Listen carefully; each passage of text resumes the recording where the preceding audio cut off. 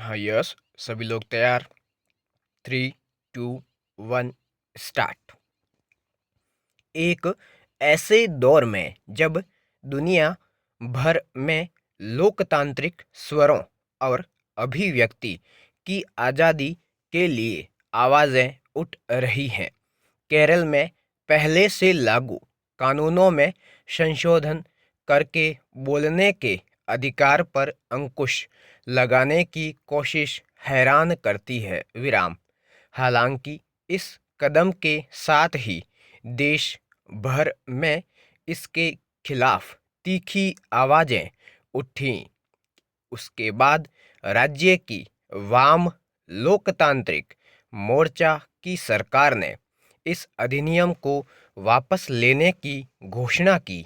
विराम विचित्र यह भी है कि सरकार और मोर्चे में शामिल अन्य दलों तक को इस मसले पर विश्वास में लेने की ज़रूरत नहीं समझी गई थी। जबकि संशोधित केरल पुलिस अधिनियम के अमल में आने के बाद बोलने की आज़ादी पर अंकुश लगाए जाने की आशंका खड़ी हो रही थी। शायद यही वजह है कि न केवल राज्य की विपक्षी पार्टियां बल्कि खुद सत्ताधारी खेमे में शामिल सहयोगी पार्टियों ने भी इस अधिनियम पर आलोचनात्मक रुख अख्तियार किया। विराम इसका हासिल यह हुआ कि सरकार ने इसे असहमति का सम्मान करने का हवाला देकर वापस लेने की घोषणा कर दी। गौरतलब है कि राज्य सरकार ने केरल पुलिस अधिनियम में संशोधन करके उसमें एक नया प्रावधान जोड़ा था, जिसके तहत अगर कोई व्यक्ति सोशल मीडिया पर जारी टिप्पणियों के जरिए किसी की मानहानि या अपमान करता तो उसे 10,000 रुपये जुर्माना, 3 साल की कैद या दोनों सजा एक साथ दी जा सकती थी। पैरा सही है कि एक संवेदनशील मसले पर विपक्ष और अन्य सभी पक्षों की ओर से आई आपत्तियों के मद्देनज़र केरल सरकार ने लोकतांत्रिक चरित्र का उदाहरण पेश करते हुए अपने कदम वापस खींच लिए। लेकिन सवाल है कि जिस कानून से लोकतंत्र की बुनियाद के रूप में बोलने या अभिव्यक्ति की आज़ादी बाधित होने की आशंका खड़ी हो रही हो, उसे लागू करने की केरल सरकार को इतनी हड़बड़ी क्यों थी? विराम राष्ट्रीय राजनीति में वामपंथी पार्टियां निजता और अभिव्यक्ति की स्वतंत्रता की मुखर पक्षधर रही हैं।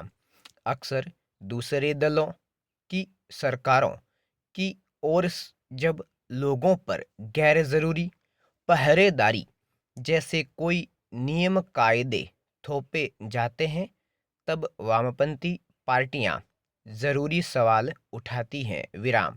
लेकिन सत्ता में होने पर उसके पैमाने क्यों बदल जाते हैं? प्रश्नवाचक।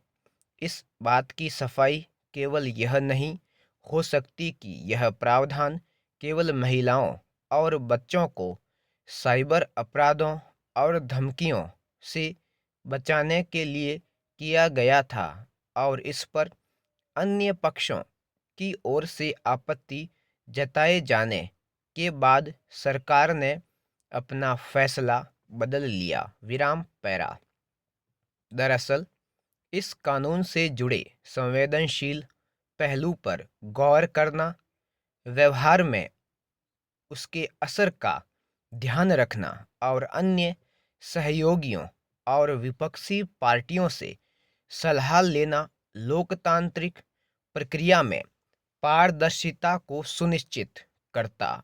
इसके बजाय सरकार ने मनमर्जी तरीके से इस कानून को थोपना चाहा विराम।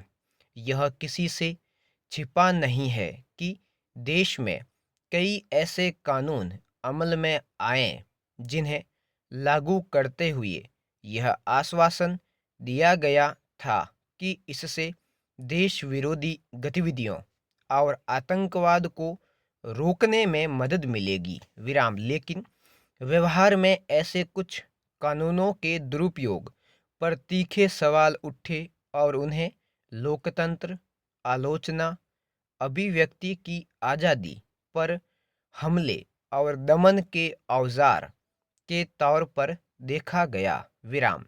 इसी के मद्देनज़र केरल में अब वापस ले लिए गए संशोधित कानून का इस्तेमाल स्वतंत्र स्वरों और आलोचनाओं के दमन के लिए होने की आशंकाएं जताई जा रही थीं विराम।